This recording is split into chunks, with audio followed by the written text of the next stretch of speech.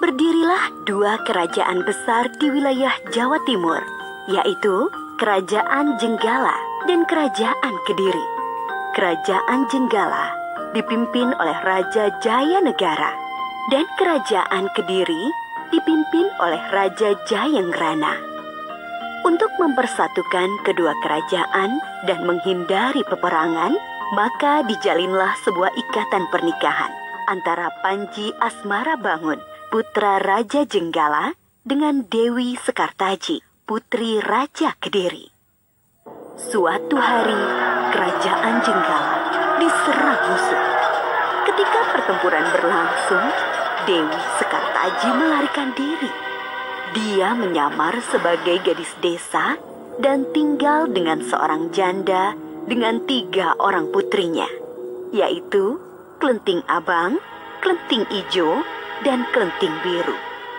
Dewi Sekartaji diangkat menjadi anak dan diberi nama Klenting Kuning.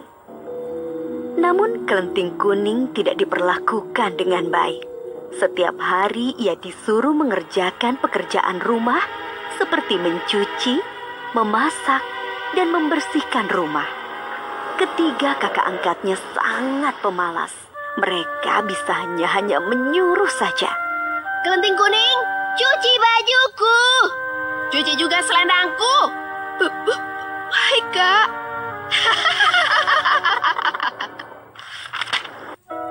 Kerajaan Jenggala telah kembali aman.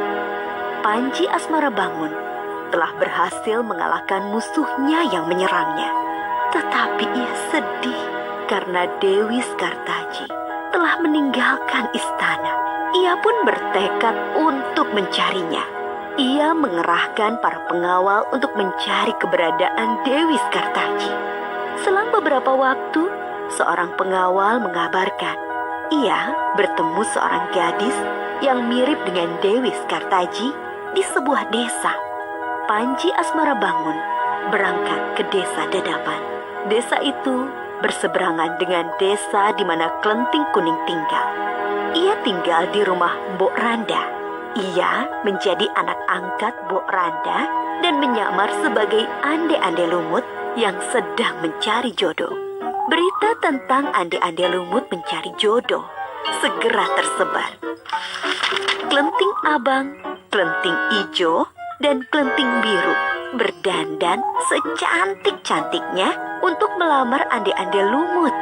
Tak lupa mereka memakai perhiasan dan pakaian yang bagus. Klenting Kuning, kamu tidak usah ikut melamar. Kamu di rumah saja. Pergilah ke sungai dan cuci semua pakaian kotor itu. Perintah Klenting Biru. Mereka pun segera berangkat. Klenting Kuning segera pergi ke sungai untuk mencuci. Tiba-tiba datanglah seekor burung bangau dan memberinya sebuah cambuk. Pergilah melamar ande-ande lumut agar kamu dapat bertemu dengan Panji Asmarabangun. Dan bawalah cambuk ini, kata sang bangau. Klenting Kuning pun bergegas pergi ke desa Dadapan. Sementara itu, ibu dan ketiga kakak angkatnya sudah sampai di tepi sungai. Mereka bingung, tak ada satupun perahu yang tampak. Jembatan juga tak ada. Lalu, bagaimana mereka menyeberang? Sungai itu sangat luas, dalam, dan deras arusnya. Tiba-tiba, muncul seekor kepiting raksasa bernama Yuyu Kakak. Kepiting itu menawarkan diri untuk membantu menyeberangi sungai. Dengan syarat, mereka harus mencium Yuyu Kangkang. Mereka menyanggupi persyaratan itu.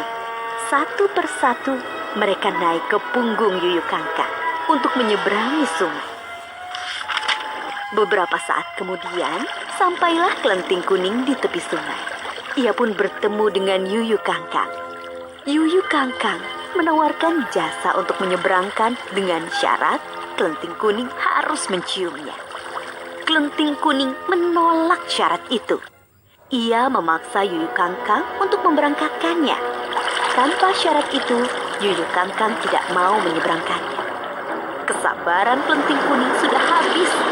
Ia mengeluarkan cambuk dan memukulkannya ke sungai. Seketika itu juga air sungai surut. Yuyu Kangkang ketakutan. Akhirnya ia mau membantu Kelenting Kuning menyeberangi sungai.